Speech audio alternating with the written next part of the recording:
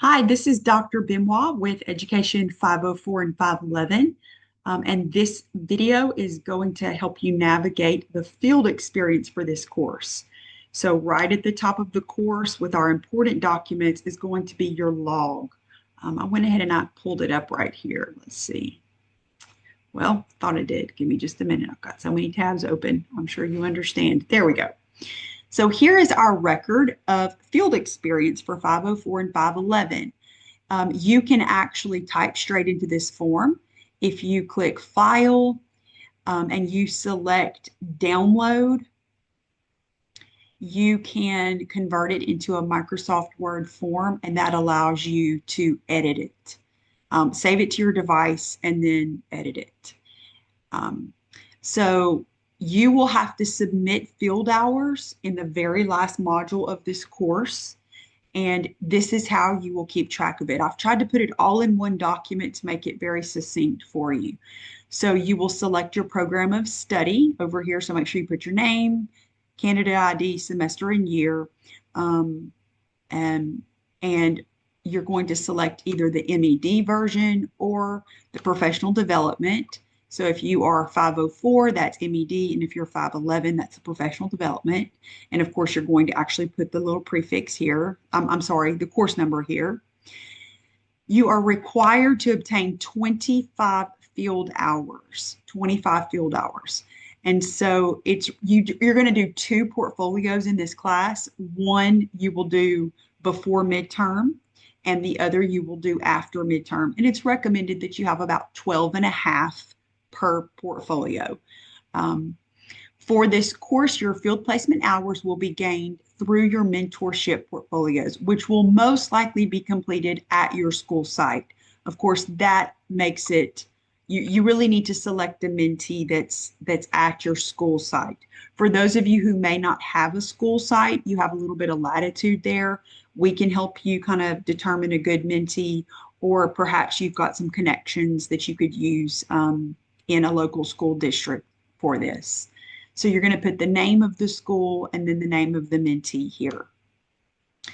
Section A is going to be completed using demographics for the classroom of students that you observe the most frequently.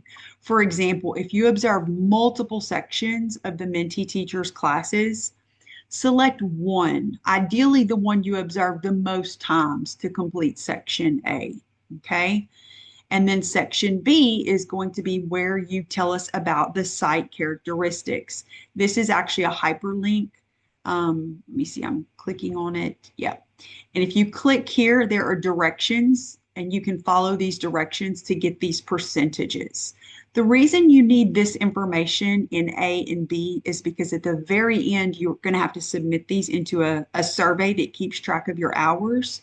And you're going to have to know the answers to these questions when you get into that survey. So I recommend just going ahead and doing that, pretty early in the progression, completing this part of it. The next thing is, what is your role in the setting? So are you a teacher, or are you a graduate student? You might be an instructional coach or something like that in your school. So what is your role in the school setting? C is the activity log. So you're going to use the type number below to complete the chart for each of your required 25 hours of field experience. Again, it's recommended to have 12 and a half hours per portfolio. And if you scroll down here, you can see that these, so activity type 1, activity type 2, activity type 3, and activity type 4 are all aligned with Bulletin 125 and the Educational Leadership Pathway 2. So that's why we kind of just pulled these. We know that they are going to be aligned to these activities. So for your field experience log for this course, you document them and look for the little note here, suggested activity notes. And so it's going to tell you here, like, for example, for activity 1, the suggested activity is the evaluation assessments. So you're going to have 2, 1 for each portfolio, and then the monitor progress artifacts for implement assessments. And again, you're going to have 2 of those. So for each one of these, it has kind of where they correlate with each part of the assessment. Okay.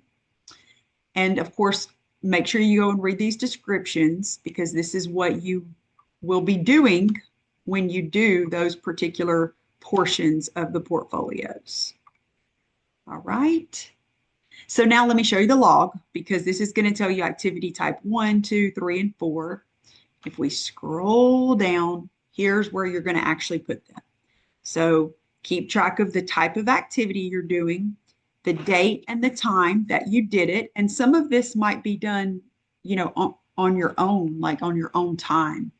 The number of hours, the grade level and the content area, and then the activity completed. And you will hyperlink your work here, your artifacts. Any of your artifacts need to be hyperlinked here. And you can also, if there's a signature, so whoever helped you complete this, which most of the time it's going to be the mentee, of course. Occasionally, you might have consulted with an administrator or something like that, but that's how you complete this log. Notice at the bottom, you're going to tabulate your activity 1, 2, 3, and 4, the total hours. Then there's a place for you to sign. And the next portion of it is the submission of field experiences survey. So this is the one I was telling you about above when you were having to get the demographic information. So once you're finished with everything, and this is going to be at one of your very last modules, if not the last module, you're going to complete this as one of your final submissions for the course. So this survey is in Canvas, and it's called a submission of field experiences. And you use this entire form to complete it. And it's basically just like a little bubble and click survey. Make sure that you take a screenshot of your submission, okay? Because that's going to be your proof that you did this. You're going to submit the screenshot here in F in Canvas, okay? So make sure you can take that screenshot. Copy and paste it into a Word document, and then you'll upload it into Canvas a little bit later, but it's your proof that you put into Canvas. And then next, and I do not have access to this submission of field experience. It's not something that I have access to, this survey. So I'm not going to be able to tell you like if you completed it, or I'm not going to be able to go and get the proof for you. So that's why I'm saying make sure you take a screenshot. E is the watermark submission. And note, this is only for 504 students. This is only for the students in Education 504. Education 511 students are not required to complete this step.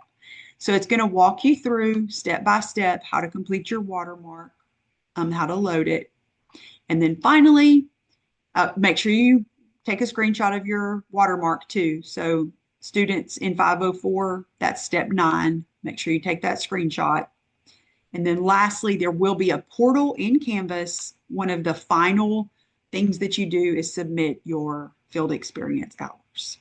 And you will submit this document completed with 25 hours, screenshot of the submission of field hours survey, field experiences survey, screenshot of the watermark if you're in 504, and you upload those 3 documents, or 2 if you're in 511.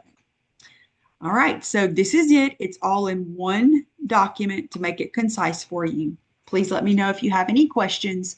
Keep track of this as you go because it can really be a beast to try to put all of this together at the end. It can be very time consuming. So my one piece of advice is keep track of this as you go. Have a wonderful day. Reach out with any questions.